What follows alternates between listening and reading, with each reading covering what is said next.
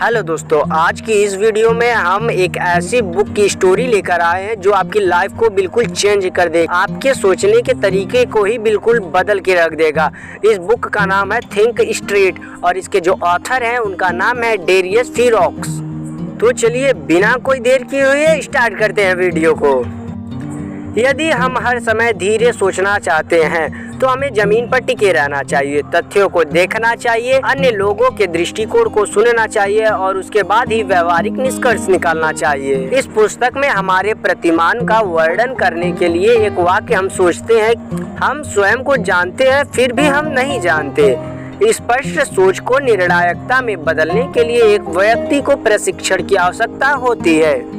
जैसे हम अपने शरीर को मांसपेशियां हासिल करने के लिए प्रशिक्षित करते हैं, वैसे ही हमारा मस्तिष्क भी सोचने का तरीका उस शिक्षा की तरह नहीं है जो स्नातक होने पर समाप्त हो जाती है। उन्होंने स्पष्ट किया कि जब हम अपने शरीर को प्रशिक्षित करते हैं तो हम केवल 4 वर्षों में नहीं रुकते, जैसे कि हम कॉलेज या विश्वविद्यालय में डिग्री लेते हैं और अपने शेष जीवन में कुछ नहीं करते। तो आप अपने दिमाग का व्यायाम उसी तरह क्यों नहीं करते जिस तरह आप अपने शरीर को करते हैं। सीधे सोचो, थिंक स्ट्रेट वह दृष्टिकोण है जिसे डेरियस ने तब अपनाया था जब वह अपने परिवार के साथ लंदन की यात्रा पर अत्यधिक समस्या में था।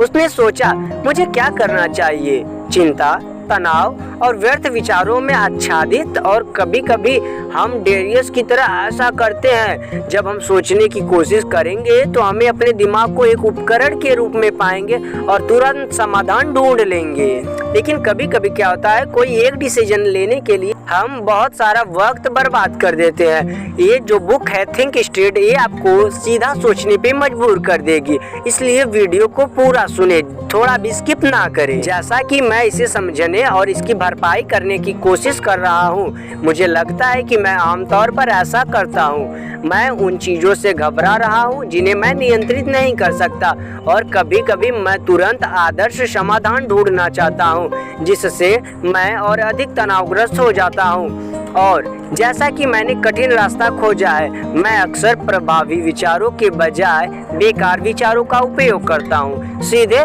और तेजी से सोचें। यदि आप इससे संबंधित हैं तो शायद आपके लिए भी अपना दिमाग बदलने का समय आ गया है। इन दिनों अपने विचारों पर काबू पाना मुश्किल है। हमें कई मांगों का सामना करना पड़ता है जो हमसे तेजी से जीवित रहने, दुनिया के अनुकूल ढलने और बेहतर जीवन के लिए अपने करियर, शिक्षा के बारे में सोचने की उम्मीद करती है। 5वीं शताब्दी ईसा पूर्व से आधुनिक सभ्यता में महारत हासिल करने के तरीके मौजूद हैं। मैं एक बात जानता हूँ कि मैं कुछ भी नहीं जानता। खुद सहित हर चीज पर सवाल उठाने की सुकराती पद्धति से सोचने का एक तरीका है। डेस्कार्टेस ने कहा, मैं सोचता हूँ इसलिए मैं हूँ, और उन सभी को हमारी सोच से अवगत होने के लिए एक तरीके से पैक किया जा सकता है। हमारे जीवन के अनुभवों और अन्य धारणाओं के आधार पर हम जो निर्णय लेते हैं, सबसे सामान्य विचार जो एक उपयोगी और समाधानकारी तरीके के रूप में काम करने चाहिए। तो आइए अब हम पॉइंट बाय पॉइंट स्टार्ट करते हैं। पॉइंट नंबर 1, जीवन रैखिक नहीं है। जब हम अपने लक्ष्य को प्राप्त करने का प्रयास करते हैं तो हम पाते हैं कि जीवन हमेशा उतना सरल नहीं होता जितना हम सोचते हैं। हमारी योजना, हमारी कल्पना सोचती है कि इसे सीधे रैखिक होना चाहिए, लेकिन वहां तक पहुंचाने के लिए बहुत सारे चक्कर लगाने पड़ते हैं और कई असफलताएं मिलती हैं। और हम जो कर सकते हैं वह यह है कि हम जो हासिल करना चाहते हैं उसे हासिल करने के लिए कई तरीके या विकल्प बनाएं, ना कि बहाने बनाएं। नंबर 2, बिंदुओं को जोड़ो। हमारे अंदर सोचने की प्रवृत्ति तब भी होती है जब हम उसे सोचने के लिए सक्रिय नहीं कर रहे होते हैं। मस्तिष्क का जादुई हिस्सा हमारी जानकारी का आकलन कर सकता है और समानताएं खोज सकता है। मस्तिष्क कैसे काम करता है, इससे हम बेहतर समझ सकते हैं कि ज्ञान कैसे प्राप्त किया जाए। किसी तरह यह एक पैटर्न बनाता है जो अन्य बिंदुओं से जुड़ता है और यह उस चीज को देखने से बनता है जिसे हम अतीत में देख सकते हैं, भविष्य में नहीं। फिर भी हम जो प्रतिक्रिया देते हैं उसमें यह स्वचालित रूप से हमारे भविष्य से जुड़ जाता है। गतिविधियां जैसे सीखना, करना, गलतियां करना, चिंतन करना या कुछ भी जो हम अपने मस्तिष्क को वह इनपुट प्रदान करने के लिए कर सकते हैं जिसकी उसे हमें वांछित आउटपुट देने के लिए आवश्यकता होती है। पॉइंट नंबर 3, अपने विचारों को फिल्टर करें। जी हाँ, निसंदेह विश्व स्तर पर हमें प्राप्त होने वाली बहुत सारी जानकारियों को फिल्टर करने की आवश्यकता होती है। अनुमानी एक दृष्टिकोण है जिसका उपयोग हम समान समस्या के पिछले अनुभव से जानकारी प्राप्त करने के लिए कर सकते हैं। इस पुस्तक में उन्होंने हमारे सामने आने वाली समस्याओं के उत्तर खोजने के लिए परीक्षण और त्रुटि का दावा किया है। लोग क्या करते हैं और क्या कहते हैं उसके आधार पर निर्णय लेने वाले के रूप में सामाजिक प्रमाण और अपने पसंदीदा अनुमान के रूप में परिचितता का दावा करते हैं, जो हमें बताता है कि हम एक के रूप में क्या करते हैं। आदत हमारे पिछले व्यवहार पर आधारित होती है, लेकिन परिणाम भविष्य के परिणामों की गारंटी नहीं होते हैं। यह दृष्टिकोण सबसे अच्छा व्यवहारिक तरीका नहीं हो सकता और परिणाम असंतोषजनक हो सकते हैं। इससे हम कुछ बदलने की जागरूकता ले सकते हैं और जो अच्छा काम करता है उसे करने पर भरोसा कर सकते हैं। जब तक हम इन सिद्धांतों की बुद्धिमानी से उपयोग करते हैं तब तक उन्हें उस जानकारी के साथ लागू किया जाएगा जिसका हमारे मस्तिष्क में मूल्यांकन करने की आवश्यकता है। पॉइंट नंबर 4, सोचना बंद करो। हम सभी के मन में ऐसे विचार होते हैं जिनके बारे में हम कभी कभी सोचते हैं, अगर मैं गड़बड़ कर दूं तो क्या होगा, अगर मैं असफल हो गया तो क्या होगा, मेरे जीवन से बदबू क्यों आती है। और डेरियस ने इसे सोचना कहा। इसका कोई उत्तर नहीं है और इस प्रकार के प्रश्न हमारी मदद नहीं कर रहे हैं। हम अपनी अनियंत्रित चेतना के कारण इससे छुटकारा नहीं पा सकते, लेकिन हम इसे स्वीकार करके इसे कम कर सकते हैं और आप इसे अनदेखा करने का निर्णय ले सकते हैं। तो जो अधिक महत्वपूर्ण है उसके बारे में कुछ करने के लिए आप में जागरूकता हो सकती है। यह जानना महत्वपूर्ण है कि आपके नियंत्रण में क्या और उससे बाहर क्या है। एक सरल सूत्र यह है कि उन चीजों के बारे में सोचो जिन्हें आप नियंत्रित कर सकते हो। इच्छाएं, कार्य, शब्द और इरादे वे हैं जिनके बारे में हम सोच सकते हैं और हम वर्तमान में इसका निर्धारण करना है। हमारा अतीत और हमारा भविष्य उन यादों, विचारों को निर्धारित कर सकता है जो कुछ हद तक बेकार है, लेकिन 2 प्रकार के उपयोगी विचार हैं जिन्हें हम स्वयं पूरा कर सकते हैं। यह सोचना है कि हम समस्याओं को कैसे हल कर सकते हैं और ज्ञान को कैसे समझ सकते हैं। दिन के अंत में आप अपने आप से यह भी पूछ सकते हैं कि क्या यह इसके लायक है। बेकार की सोच में अपना समय, ऊर्जा, जीवन बर्बाद न करें और उन चीजों पर ध्यान केंद्रित करें जिन्हें आप नियंत्रित कर सकते हैं, जो इतना नहीं है। तब आप अतीत और भविष्य के बारे में अपने दिमाग पर नियंत्रण खोना शुरू कर सकते हैं, जो आपके अच्छे उपयोग के लिए ज्ञान को हल करने, उपयोग करने में मदद नहीं करेगा। सीधे शब्दों में कहें तो अपने विचारों का उपयोग किसी चीज को हल करने के लिए करें, ना कि कुछ और जोड़ने के लिए। इसका मतलब यह है कि ओवर थिंकिंग ना करें। अगर कोई कार्य करना है तो उसको स्टार्ट करें। पॉइंट नंबर 4, अपने मन पर भरोसा मत करो। हम सभी में संज्ञानात्मक पूर्वाग्रह होते हैं और यह हमारे दृष्टिकोण को पूरी तरह से व्यक्तिपरक बना देता है। लेखन के अनुसार संज्ञानात्मक पूर्वाग्रह व्यवस्थित सोच संबंधित त्रुटियां हैं जो हमारे निर्णयों को प्रभावित करती हैं और परिणाम स्वरूप हमारे फैसले।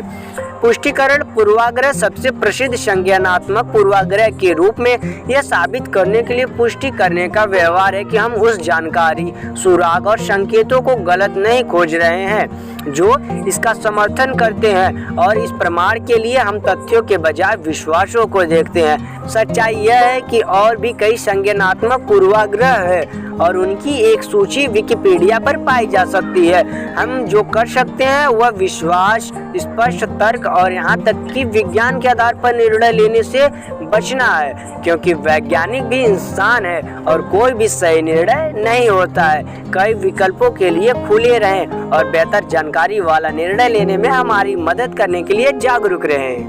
पॉइंट नंबर 6, तथ्यों पर गौर करें। सीधे सोचने का अर्थ है अपनी धारणाओं को किनारे रखना और तथ्यों को देखना, एक व्यवहारिक व्यक्ति बनना। कोई भी चीज फैक्ट के लिए सोचना। व्यवहारिक व्यक्ति तथ्यों और ठोसता से जुड़ा रहता है, विशेष मामलों में सत्य को काम में देखता है और सामान्यीकरण करता है। हम अपने दैनिक जीवन में तथ्यों का उपयोग करते हैं, विशेष रूप से निर्णय लेने में, जैसे कि उत्पाद समस्याओं को हल करने के बजाय यह मानने के बजाय कि यह हल हो जाती है। व्यापार के लिए धन जुटाना या सिर्फ धारणा है। पॉइंट नंबर 7, सत्य बनाम असत्य। अंततः हम अपनी सोच का समर्थन करने के लिए तथ्यों की तलाश करते हैं, लेकिन इसकी कोई गारंटी नहीं है कि यह हमेशा सत्य हो। यह वास्तविकता की व्याख्या पर निर्भर करता है, जो पूरी तरह से वस्तुनिष्ठ नहीं है। कोई भी सही या गलत नहीं हो सकता। उन्होंने सुझाव दिया कि हम सच्चाई के बारे में अलग अलग राय वाले लोगों को समझाने की कोशिश करने के बजाय अपनी ऊर्जा बचाएं। किसी को समझाने से अच्छा है कि अपनी ऊर्जा बढ़ाओ, क्योंकि जब महाभारत में भगवान श्री कृष्ण वो तो भगवान होकर नहीं समझा पाए दुर्योधन को, तो हम उनके आगे कुछ भी नहीं है। पॉइंट नंबर 8, सोचने के लिए अपना समय ले। जब हम अपना पहला निर्णय लेते हैं तो हमारे पहले विचार आमतौर पर प्रतिक्रियावादी और पुराने जमाने के होते हैं। वे आवेगशील हैं। कभी कभी जब लोग कोई प्रश्न पूछते हैं तो यह कहना ठीक है, मुझे नहीं पता, तुरंत उत्तर देने के लिए खुद पर दबाव डालने के बजाय और यह अन्य लोगों को मान्यता के बारे में ठीक है, इससे वास्तव में कोई फर्क नहीं पड़ता कि दूसरे आपके बारे में क्या सोचते हैं। अपने आप को धीमी गति से सोचने वाला कहें ताकि आपके पास बेहतर उत्तर हो सके। पॉइंट नंबर 9, अब कोई फास्ट निर्णय नहीं। जब भविष्य में रोमांचक गतिविधियां हो, हाँ कहना आसान है। पिछले अध्याय जैसा ही संदेश त्वरित उत्तर न दे, यानी तुरंत उत्तर न दे। इसके बजाय अपने दिमाग को इस पर विचार करने दे। बस कहें, मुझे इसके बारे में सोचने के लिए 1 या 2 दिन का समय दें। पॉइंट नंबर 10, अपना मन मुक्त करें। चूंकि अच्छी आदतें हमें हर दिन बेहतर बनाना सिखाती हैं, एक समय ऐसा भी आएगा जब हम थका हुआ महसूस करेंगे और समझ नहीं पाएंगे कि ऐसा क्यों है। उस चरण में हमें अपने मन को मुक्त करने की आवश्यकता है। यह समय के साथ वहाँ होगा, क्योंकि हम अपने दिमाग को अगले पैमाने पर बेहतर होने के लिए प्रशिक्षित करेंगे, ट्रेन करेंगे। यह एक दीवार की तरह है जिसे हमें अपने सीखने के विकास के अगले चरण तक पहुंचने के लिए तोड़ना होगा।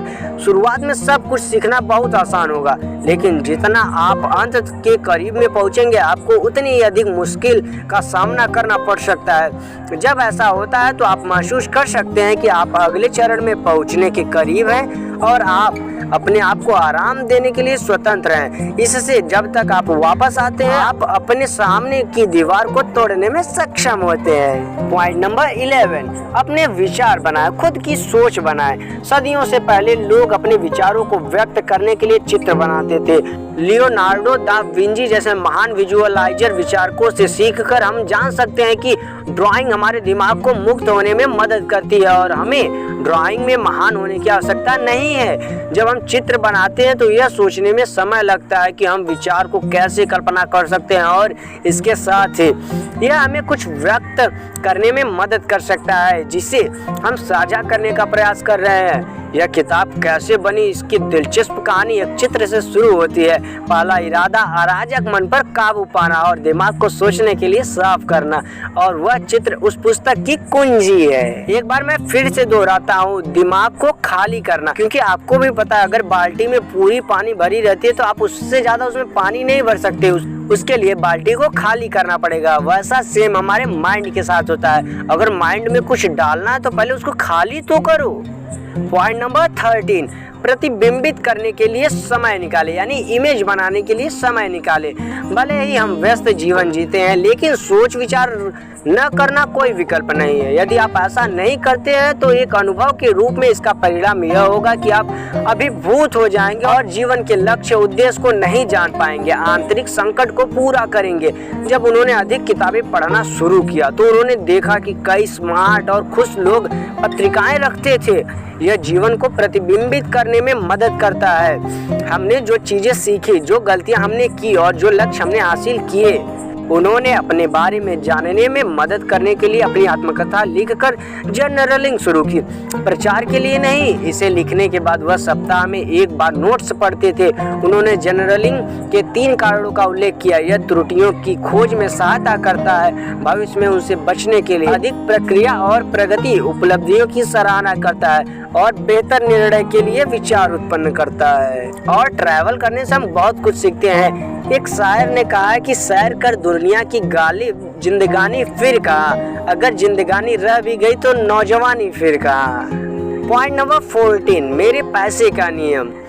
डेरियस फोरॉक्स ने अपने 5 धन नियम साझा किए हैं जो उन्होंने पिछले 3 वर्षों से किए हैं और अभी भी जारी है। सबसे पहले वह चीज़ न खरीदें जिसकी आपकी आवश्यकता नहीं है। हर महीने अपनी आय का कम से कम 10% बचाएं। कर्ज से दूर रहें। अपना पैसा उन चीज़ों में निवेश करें जिन पर रिटर्न मिले और अंत में कंजूस मत बनो। यह सिर्फ पैसा है। पैसा खर्च करने के बजाय उसे निवेश में लगाएं। यहाँ इसे स्टॉक में निवेश करने के बारे में है, किसी ऐसी चीज़ में नहीं जो आपके लिए लंबे समय तक चलेगी। आप जो कुछ भी चाहते हैं उसे खरीदने के बजाय यह आपको आत्मानुशासन में सुधार करने के लिए, चीज़ों का विरोध करने के लिए प्रशिक्षित कर सकता है।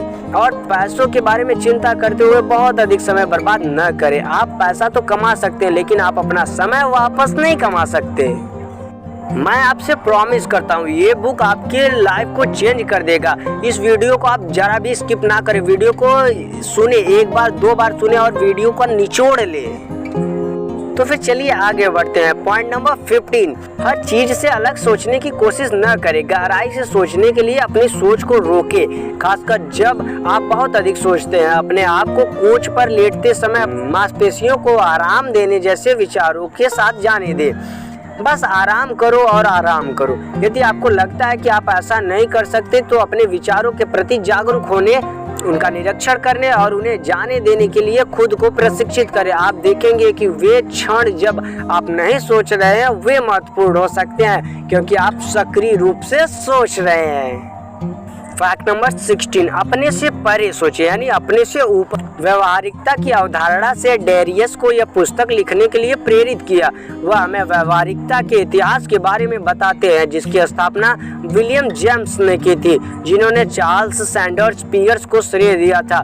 एक दोस्त जिसने अपनी प्रतिष्ठा खो दी थी और एक कठिन जीवन का सामना किया था। विलियम जेम्स अपने कार्यों में दिखाते हैं कि हम खुद से परे कैसे सोच सकते हैं। उन्होंने अपने दोस्त की मदद की और इसके माध्यम से अपने दोस्त लोगों और इस अवधारणा को पढ़ने वाले सभी लोगों के लिए सार्थक जीवन व्यतीत किया।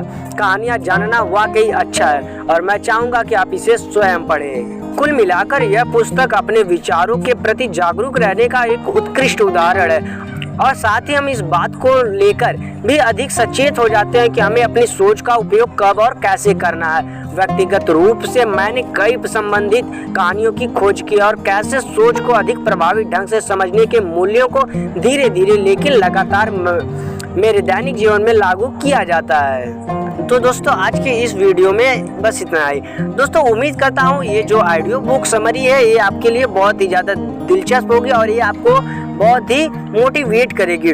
दोस्तों हमारे चैनल पे पैसे से रिलेटेड वीडियोज आते रहते हैं। अगर आप भी फ्यूचर में अमीर बनना चाहते हैं तो आप हमारे चैनल को सब्सक्राइब जरूर करें। और हाँ, अगर आपने वीडियोज को नहीं देखा है तो आगे जाइए, रिच डैड पुअर डैड हमारे चैनल को एक बार खोलिए। आप उसमें rich dad poor dad, the subconscious of mind and the psychology of money, कई सारी बुकें आपको मिलेंगी जो सुन के आप बहुत ज़्यादा मोटिवेट हो सकते हैं। आपके माइंड में जो भी पैसों से लेके कुछ भी गलत फहमी है उसको सब दूर हो जाएगा। तो आप एक बार हमारे चैनल को चेक जरूर कर ले, उसमें आपको बहुत ही अच्छी अच्छी वीडियोज मिल जाएंगी। और लास्ट में इतना ही, अगर आप हमारे चैनल पे नए हैं तो इसे जरूर सब्सक्राइब करें। मिलते हैं ऐसे ही शानदार वीडियो में, तब तक के लिए जय हिंद।